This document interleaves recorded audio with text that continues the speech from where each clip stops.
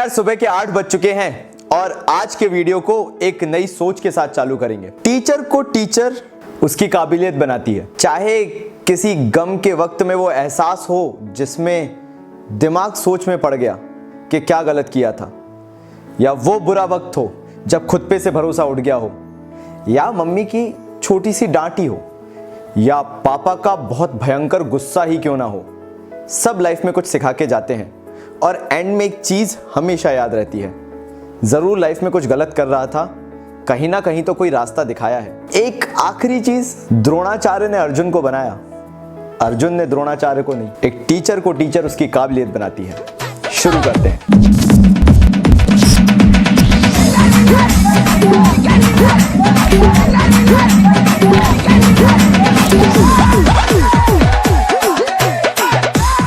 तो last video में हमने अकाउंटिंग जो है उसके हिसाब से अगर देखा जाए कंपनीज एक्ट 2013 के हिसाब से, तो हमने ये सीखा कि बैलेंस शीट और फाइनल अकाउंट्स मतलब हमारा स्टेटमेंट ऑफ पीएनएल जो होता है वो कितना ज्यादा इंपॉर्टेंट है।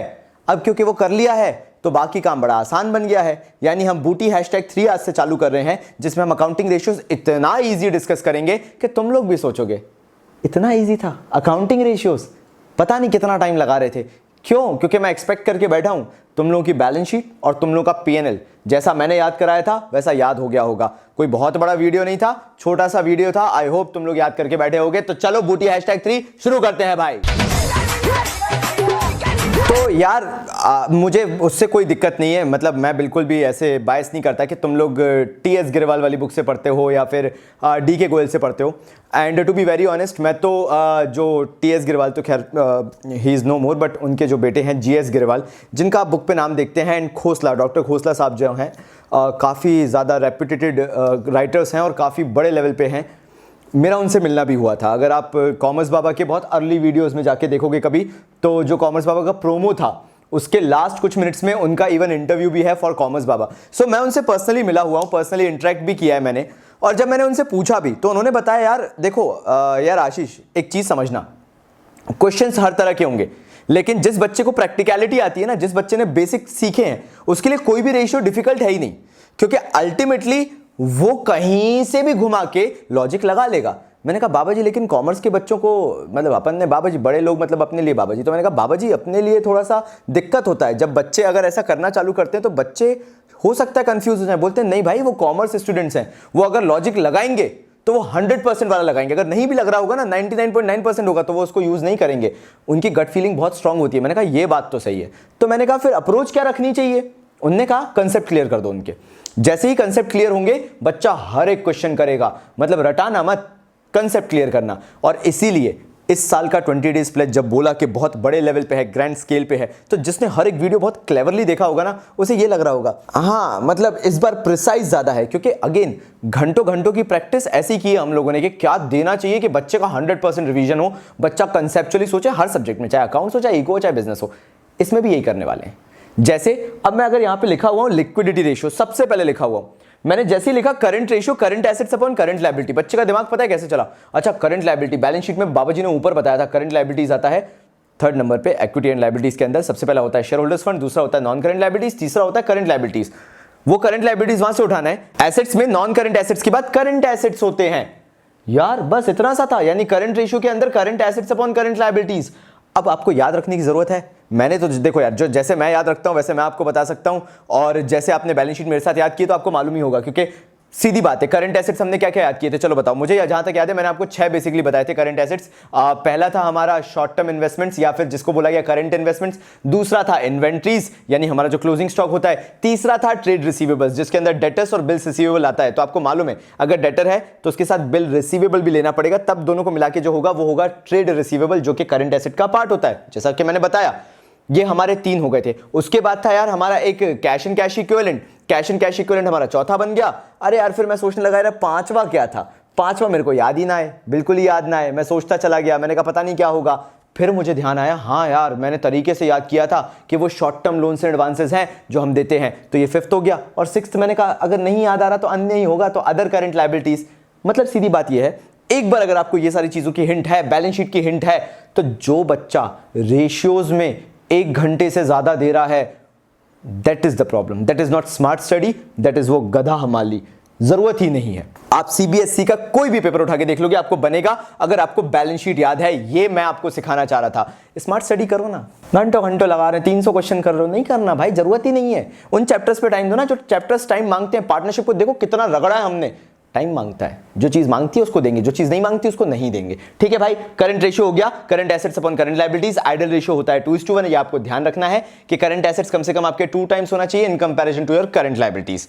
अब बात करते हैं हमारे लिक्विड रेशियो की। क्यों, ऐसा वाला स्टाइल तो किसी ने नहीं लिया ना, अगली बार वरना कोई दाढ़ी भी लेके आ जाए तो दिक्कत। अच्छा हो तो गया, हाँ ठीक है। लिक्विड रेशियो जो होता है वो आता है current assets minus stock plus prepaid expenses. अब ये तुम लोग बोरिंग चीज जानते हो, मैं ये बता देता हूं कि स्टॉक और प्रीपेड एक्सपेंसेस को क्यों लेते हैं, कंसिडर क्यों करते हैं, मतलब लिक्विड रेशियो के अंदर इन दो को क्यों अलग निकाल के फेंक देते हैं, वो चीज आपको पता होना जरूरी है, ताकि जब आप लॉजिक लगाओ बोर्ड एग्जाम में तो अचानक से अगर जो रट्टाफिकेशन है वो याद ना भी आए तो बाबा जी की बूटी याद आ जाए। स्टॉक जो होता है वो क्लोजिंग स्टॉक होता है। क्लोजिंग स्टॉक का मतलब होता है जितना मार्केट में बेचने की कोशिश कर सकते थे वो सारी कोशिशें कर ली, थक गए, हार गए, मर गए, मिट गए, तब आपका स्टॉक बचा है। या तो ये अनफिनिश्ड है, यानी रॉ मटेरियल के फॉर्म में आपके पास पड़ा हुआ है, या तो ये आपका फिनिश्ड है जो बिक नहीं पाया है, गोडाउन में पड़ा हुआ है। मतलब अगर आप लिक्विड रेशियो निकालना चाहते हो, लिक्विड रेशियो होता है शॉर्ट टर्म पीरियड के लिए। अगर आप उसके अंदर लिक्विड रेशियो यानी क्विक एसेट्स निकालना चाहते हो, जो कि ऑब्वियसली इसको अगर मैं बोलूं तो पूरे को क्विक एसेट्स बोलते हैं, current assets minus stock plus prepaid expenses bracket के अंदर, तो मैं इसको क्विक क्यों नहीं बोल सकता, करंट एसेट्स के अंदर स्टॉक को क्विक क्यों नहीं बोल सकता? क्योंकि अगर मैं चाहूंगी भी कि अब भी बेच दूं, आई कैन नॉट, मैं नहीं कर सकता। क्यों? क्योंकि अगर बेच सकता तो मेरा स्टॉक ही नहीं बचता ना, मैं तो पूरा बेच देता भाई। मतलब तुम सोच के देखो, कार बना रहे थे, पूरी कार बन गई थी, 4 टायर लगाने बाकी थे, लेकिन नहीं बेचना था तो हमने कार बिना टायर के बेच दी। कर सकते तो कर लेते ना भाई, हम क्यों रुकते इसके लिए? तो यानी यहां पर अगर स्टॉक लिखा हुआ है तो that means we are unable to sell it anyhow. इसलिए स्टॉक को हम क्विक एसेट्स नहीं मान सकते जिसको इमीडिएटली बेचकर पैसा निकाला जा सके। क्विक एसेट्स नहीं पता तो मैंने बता दिया अभी हिंट में, क्विक एसेट्स वो एसेट्स होते हैं जिनको immediately on the spot cash में कन्वर्ट करा जा सकता है, स्टॉक नहीं होता है। ऐसे ही प्रीपेड एक्सपेंसेस भी आपके क्विक एसेट्स नहीं होते, आप इमीडिएटली उसको कैश में कन्वर्ट नहीं कर सकते। मतलब सोच के देखो जरा, आपने जो प्रेस वाला आता है ना आपके यहाँ, वो जो पूरे कपड़े वपड़े धोता है, धोबी वगैरह जो होते हैं वो प्रेस करने आते हैं, आपने सोचा चलो यार ये अच्छा बंदा है, इसकी मदद कर देते हैं, हमें भी थोड़ी दुआएं मिलेंगी, ये भी बेचारा खुश फील करेगा। आप घर पे बैठे थे, आपने सोचा चल बेटा इस महीने के तू 500 रुपये ले जा, एडवांस रख ले, इस महीने में एडजस्ट कर लेंगे। मतलब खुशी हो गई थी दिल से, तो हमने एडवांस दे दिया कि आते ही रहता है, 10 साल से कर रहा है काम, कहाँ जाएगा। अब अचानक से तुम्हें ज़रूरत पड़ गई कि तुम्हें पैसे चाहिए। अब तुम सोचोगे मैंने धोबी को 500 रुपये प्रीपेड कर दिए थे, पहले से ही पे कर दिए थे, मुझे कैश की ज़रूरत है, तो तुम क्या धोबी को बुलाओगे दोबारा 500 रुपये मांगने? हो ही नहीं सकता, पॉसिबिलिटी नहीं है, ऐसा काम नहीं करो, गंदी बात होती चिच्ची। तो इसलिए प्रीपेड एक्सपेंसेस को भी आप क्विक एसेट्स का पार्ट नहीं मान सकते, उसको इमीडिएटली कैश में कन्वर्जन नहीं कर सकते। कंपनीज के साथ भी ऐसे ही होता है, कंपनीज की गुडविल खराब होती है। अगर कंपनीज जो पहले पैसा दे चुकी है एडवांस में वो वापस मंगवाने लगे तो अजीब लगे, ऑकवर्ड लगता है, इसलिए नहीं। तो करंट एसेट्स माइनस ब्रैकेट के अंदर स्टॉक और प्रीपेड एक्सपेंसेस को हटा दो तो करंट एसेट्स बाकी सारे क्या कहलाते हैं भाई? क्विक एसेट्स कहलाते हैं। फॉर्मूला हो सकता है quick assets upon current liabilities भी। क्विक एसेट्स ऐसे निकाले जाते हैं, बता दिया। आइडल रेशियो होता है इसका 1:1, जो आपको याद रखना जरूरी है। ये दो हमने रेशियो याद कर लिए। अब आते हैं हम सॉल्वेंसी रेशियोज पे। सॉल्वेंसी रेशियो के अंदर पहला रेशियो जो आता है वो आता है डेट टू इक्विटी रेशियो। अब इक्विटी बोलो या इक्विटी बोलो, आपके प्रोनाउंसिएशन पे डिपेंड है, बिल्कुल भी ऑफेंड मत होना, आप सब प्यारे हो, यू नो, समझ रहे हो ना, तो उसी के हिसाब से बात कर रहे हैं। Now debt to equity ratio यहां पर आपको एक सीख सिखा के जाता है। अब बाबा जी की बूटी खास सुनना, क्योंकि ये मैं है ना बहुत ही सीक्रेटली बता रहा हूं, हर किसी को नहीं पता है, और ये एक्सप्रेशंस मेरे हैं, प्लीज। तो यहां पर जो डेट टू इक्विटी रेशियो है, ये डेट टू इक्विटी रेशियो जो है, इसके अंदर एक टर्म यूज हुआ है डेट। कितने भी फॉर्मूले उठा लो, कितने भी फॉर्मूले उठा लो, जल्दी से लिखो, बिल्कुल खोपचे में, debt equals to non current liabilities. लिख लो ये चीज, कहीं पे भी लिख लो, जहां अच्छा लगे वहां लिख लो। फिर से बोल रहा हूं, किसी भी फॉर्मूले में जहां डेट लिखा दिख जाए, कहीं पे भी, मैं बाबा जी की बूटी बता रहा हूं, debt equals to non current liabilities होता है। मतलब ये भी बैलेंस शीट से ही उठ के आ रहा है। करंट के अंदर मत जाना, ये मत सोचना कि डेट तो करंट भी हो सकता है, नहीं। लेकिन हमारा सीबीएसई बोलता है डेट मतलब नॉन करंट लायबिलिटीज को ही बोलेंगे, करंट लायबिलिटीज को नहीं बोलेंगे। लिख लिया, अच्छी बात है। तो चलो, हाँ भाई, तो डेट टू इक्विटी बोलते हैं, तो डेट अपॉन इक्विटी होता है। डेट आप समझ गए कौन सा वाला? समझ गए ना? हाँ ठीक है। अपॉन इक्विटी, इक्विटी का मतलब होता है share holders fund. Share holders fund के अंदर आ जाता है शेयर कैपिटल और रिजर्व्स एंड सरप्लस, जो कि मैं बहुत अच्छे से समझा चुका हूं। ये वाला खत्म।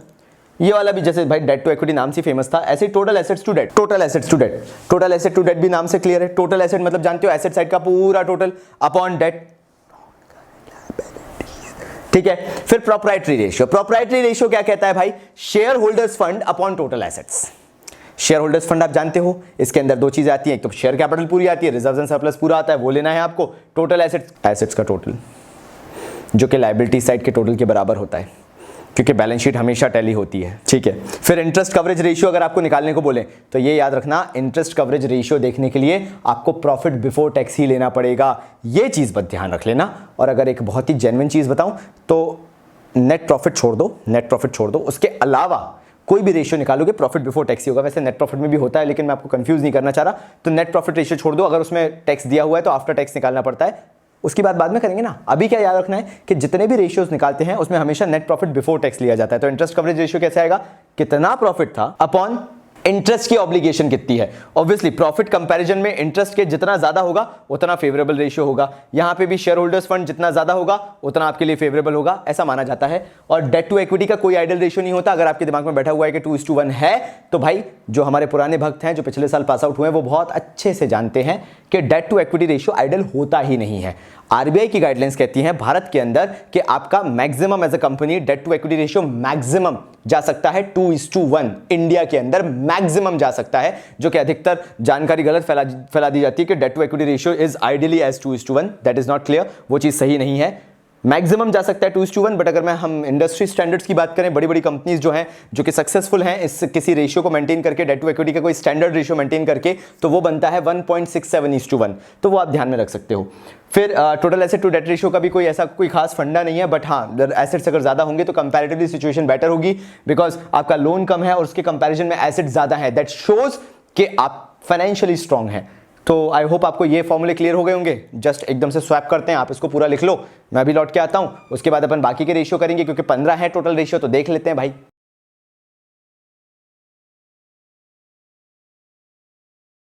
अब बड़े शांति सुकून से हमने कर लिए हैं 6 रेशियो।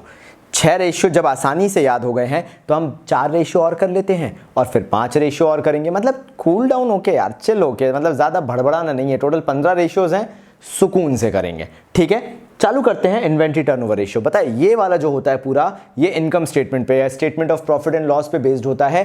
अगर वो आपको आता है तो इसमें आपको ज्यादा डिफिकल्टी नहीं आएगी, क्योंकि आपको सबसे पहला टर्म समझ में आ जाएगा, cost of revenue from operations. Cost of revenue from operations होता क्या है, अगर आपने 11th पढ़ी हो तो उसमें एक टर्म हुआ करता था, cost of goods sold. Cost of goods sold क्या बोलता था, याद कर रहा हूं यार, हाँ, तो वो बोलता था यार opening stock plus net purchases plus direct expenses minus closing stock. अब मैं आपको बहुत अच्छी हिंट देने वाला हूं, एकदम चुपके चुपके से, तो आप जल्दी से उसको लिख लो। पहले तो फॉर्मूला लिखो, cost of revenue from operations, पहले तो is also known as cost of goods sold, जो कि आपको पूछा नहीं जाएगा सीबीएसई में 12th में, आपको लिखा cost of revenue from operations ही आएगा, लेकिन फॉर्मूला तो याद हो जाएगा। फॉर्मूला क्या कहता है, ओपनिंग स्टॉक या opening inventory plus net purchases plus direct expenses minus closing stock, ये फॉर्मूला है। अगर आपको तेज लगा हो तो एक आखिरी बार बोल रहा हूं, लिख लेना, क्योंकि आप लिख रहे हो तो बार बार बोलता हूं। Opening stock plus net purchases plus direct expenses minus closing stock. अब यहां पे जहां आप फंसोगे ना, मैं आपको वो बताने वाला हूं, और ध्यान से सुनना। यहां पर जब भी आपको cost of revenue from operation question में पूछा जाएगा, चाहे वो इन्वेंट्री टर्नओवर रेशियो में हो, चाहे कहीं और पे भी किसी भी तरह से आ जाए, अगर आपको ये निकालना पड़ जाए तो इसके लिए डायरेक्ट एक्सपेंसेस को वो कंफ्यूज करने की कोशिश करता है सीबीएसई। यानी जो डायरेक्ट एक्सपेंसेस होंगे उसको वो दे सकता है carriage inward, freight inward, octroi, ये 3 चीजें लिख लो बस। अगर आपको ये डायरेक्ट एक्सपेंस मालूम होते हैं तो आप कहीं पे भी नहीं फंसोगे। क्या बोल रहा हूँ, carriage inward, freight inward and octroi, बस ये 3 चीजें याद रखो, ताकि जब भी फॉर्मूला लगाओ तो जब नेट परचेजेस के बाद प्लस करते हो डायरेक्ट एक्सपेंसेस, तो आपको पता हो वो डायरेक्ट एक्सपेंसेस कौन कौन से हैं। इसके अलावा नहीं पूछेंगे, ये अपन बता रहे हैं ना, अपन ने बोला, अपन ने पूरी स्टडी कर रखी है 10 साल के पेपर की, तो जो गधा हमाली करके 10 साल के पेपर देख रहे होंगे, वो मैंने तुम्हें 5 मिनट में बता, 5 मिनट में क्या 30 सेकंड के अंदर बता दी। जो उन्होंने 10 साल के पेपर में फिगर आउट किया होगा वो यहाँ पे चुटकियों में पता चल गया। स्मार्ट वर्क, ठीक है। अपॉन आएगा एवरेज इन्वेंट्री। एवरेज इन्वेंट्री कैसे आएगा, opening inventory plus closing inventory divided by 2 करके आपका एवरेज इन्वेंट्री आ जाएगा। फॉर्मूला पुट कर दो, आंसर आ जाएगा। कोई आइडियल रेशियो नहीं होता इसका, सो डोंट बॉदर इवन कि कुछ याद रखना है। फिर आता है trade receivable turnover ratio.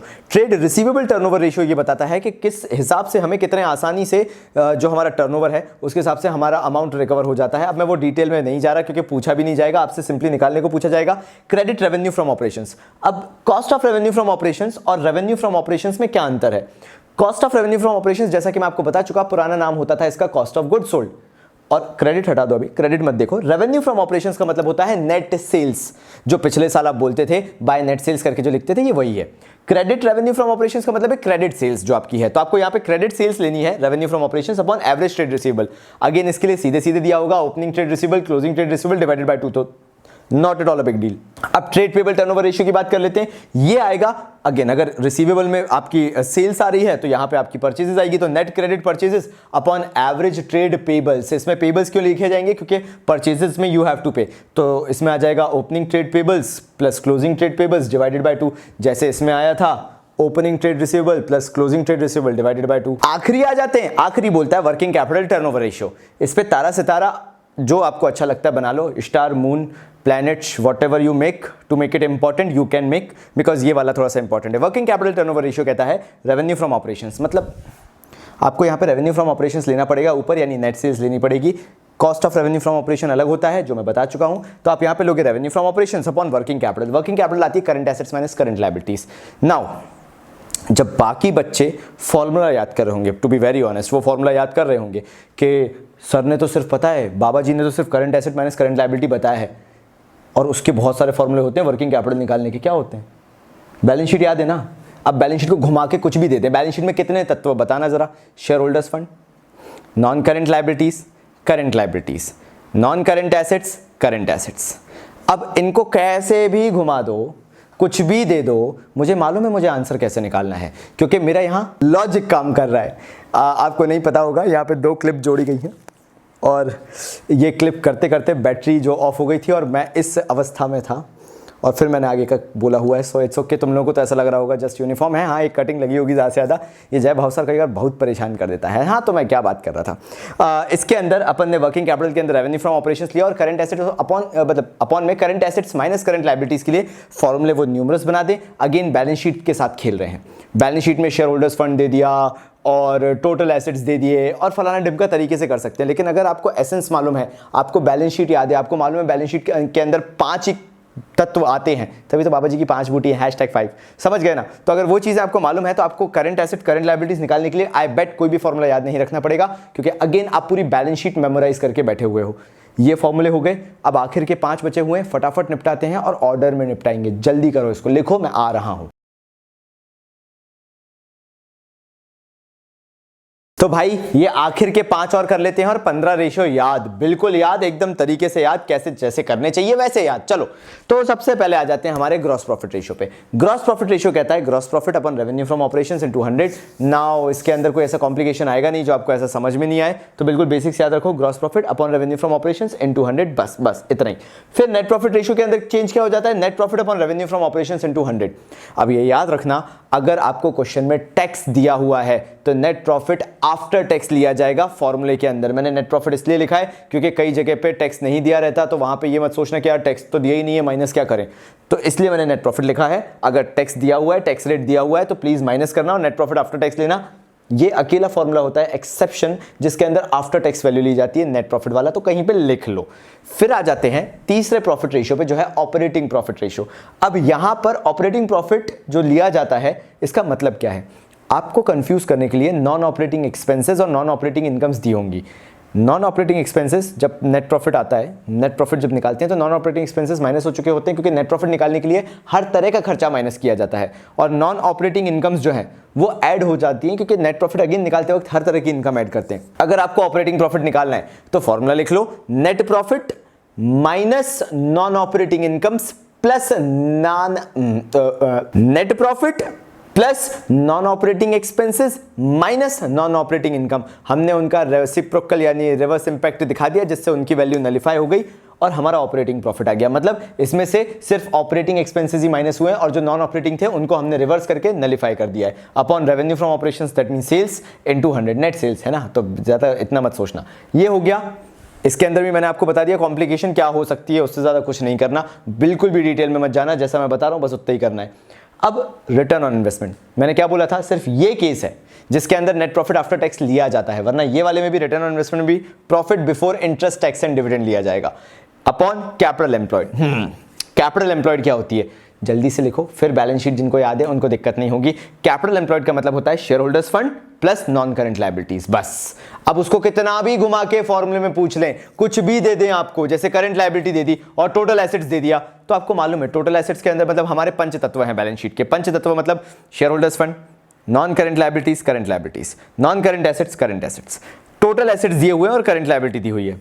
Formula याद करने की जरूरत है क्या? आपको तो मालूम है पंच तत्व है भाई, यानी टोटल एसेट्स के अंदर नॉन करंट और करंट एसेट्स तो आ ही गए, करंट लायबिलिटीज माइनस कर दो, बचा हुआ होगा शेयर होल्डर्स फंड अपना, और नॉन करंट लायबिलिटी मतलब सीधी बात यह है बचा हुआ होगा अपना कैपिटल एम्प्लॉयड, मतलब बचा क्या? शेयर होल्डर्स फंड, और नॉन करंट लायबिलिटीज वो बनते हैं कैपिटल एम्प्लॉयड। आ गया, मतलब सिंपल यही है। अगर आपको बैलेंस शीट याद है तो ये सब चीजें आपको याद करने की जरूरत नहीं कि कैपिटल एम्प्लॉयड के कितने फॉर्मूले होते हैं, उससे रिलैक्सेशन मिल जाएगा। ठीक है भाई, लास्ट आ जाते हैं ऑपरेटिंग रेशियो पे, जिसका फॉर्मूला होता है cost of revenue from operation, मतलब कॉस्ट ऑफ गुड्स सोल्ड जो पिछले साल याद किया था, प्लस ऑपरेटिंग इनडायरेक्ट एक्सपेंसेस। अब अगर आप बुक में देखोगे तो उन्होंने लिख रखा है ऑपरेटिंग एक्सपेंसेस, कोई दिक्कत नहीं है, लेकिन cost of revenue from operations के अंदर मैंने आपको फॉर्मूला लिखवाया इससे पहले, उसके अंदर डायरेक्ट एक्सपेंसेस आ चुके होते हैं और वो डायरेक्ट ऑपरेटिंग एक्सपेंसेस ही होते हैं। बच्चे गलती करके क्या आ जाते हैं कि जो डायरेक्ट एक्सपेंसेस दिए रहते हैं उनको भी माइनस कर देते हैं। क्यों करते हो ऐसा? इसलिए मैंने यहां पे क्लैरिफाई करने के लिए आपको ऑपरेटिंग इनडायरेक्ट एक्सपेंसेस लिखवाया, मतलब जो पीएनएल के खर्चे होते हैं, सैलरीज हो गया, एडवर्टीजमेंट हो गया, स्टेशनरी हो गया, पोस्टेज टेलीग्राम हो गया, कैरियज आउटवर्ड हो गया, फ्रेट आउटवर्ड हो गया, वो सब यहां पे लिए जाते हैं। जब उसको साथ में ले लेते हो, upon revenue from operation into 100 कर देते हो तो आपका आंसर आ जाता है। तो यहां पर ये चीज थोड़ी सी याद रखने वाली है, अगर आप इस तरीके से याद करोगे आपकी नैया पार है। लिख लीजिए, अकाउंटिंग रेशियोज के अंदर और कुछ है ही नहीं। मेरा काम है आपको रिवाइज करवाना, मेरा काम है आपको ये याद दिलाना। आपको लेबोरियस नहीं होना है, वो जमाना जा चुका है, आपको लॉजिकल चलना है। अगर आपको ये रेशियोज आते हैं with perfection of balance sheet and income statement, करना चालू करो क्वेश्चंस, देखते हैं कैसे नहीं बनेंगे। और एक आखिरी चीज, रिवीजन करना है तो इस साल के सैंपल पेपर उठाना चालू कर दो। सैंपल पेपर्स उठाओगे तो आप देखना कितना आसान होता जाएगा अकाउंट्स। 10 साल के नहीं उठाने, जो रेशियोज बुक में 100 150 दिए वो नहीं उठाने, सिर्फ सैंपल पेपर्स उठाने और जो मैंने लॉजिक बताया वो करना है। और देखो क्या कमाल होगा और तुम्हारा दिमाग खुल जाएगा, बाप रे ये गलती कर रहा था मैं, अगर साल भर से ऐसे पढ़ लिया होता तो आ गया होता। ठीक है, तो कोई इशू नहीं है, करो, मैं आता हूं जब तक। तो भाइयों और उनकी देवियों, आपको बस एक आखिरी चीज बतानी थी और वो ये कि बूटी #3 भी हमारा खत्म, अकाउंटिंग रेशियोज भी हमारा खत्म। चिल आउट हो जाओ, 20 डेज प्लस के अंदर सब होगा, लेकिन मैं घबराहट में नहीं पढ़ाता भाई। तुम बोलो आज ही सब कुछ अपलोड कर दो तो सॉरी, नॉट पॉसिबल। आपको बिल्कुल टेंशन फ्री रहना पड़ेगा, सब चीजें करेंगे। बाबा जी शेयर्स की एक बुक बाकी है, तुम्हारे लिए बाकी होगी, मेरे लिए खत्म हो गई है क्योंकि वो बुक बहुत छोटी है। अगेन लॉजिक से काम करोगे तो टाइम ज्यादा नहीं लगेगा, जैसा मैंने बताया है। तो अगेन देवियों और सज्जनों, आप इसी तरीके से पढ़ते रहें, इसी लगन के साथ पढ़ते रहें। 20 डेज प्लस के अंदर आपका पूरा रिवीजन जैसे हो रहा है वैसे होगा। लेकिन एक खास बात है और वो सीक्रेट बात ये है कि जो ये थर्ड और फोर्थ क्यों बोल रहा हूं मैं, फोर्थ और फिफ्थ बूटी जो बची हुई है आखिर में, ये कुछ इतना खास लेके नहीं आने वाली है, लेकिन बहुत खास चीज लेके आने वाली है। तो ट्यून इन करना मत भूलना, अपडेट लेना मत भूलना। कॉमर्स बाबा की कम्युनिटी बहुत एक्टिव है, यानी अगर आप हमारे चैनल पे जाओगे तो एक कम्युनिटी टैब आपको ऊपर दिखेगा, उस पर क्लिक करो, बाबा जी की सारी लेटेस्ट इन्फॉर्मेशन मिल जाएंगी वहाँ पे, जो भी हम अपडेट करते हैं उससे आपको पता चलेगा कि कॉमर्स बाबा कम्युनिटी में क्या हो रहा है। तो चलिए मिलते हैं हमारे नेक्स्ट वीडियो में, तब तक के लिए बाबा जी की तरफ से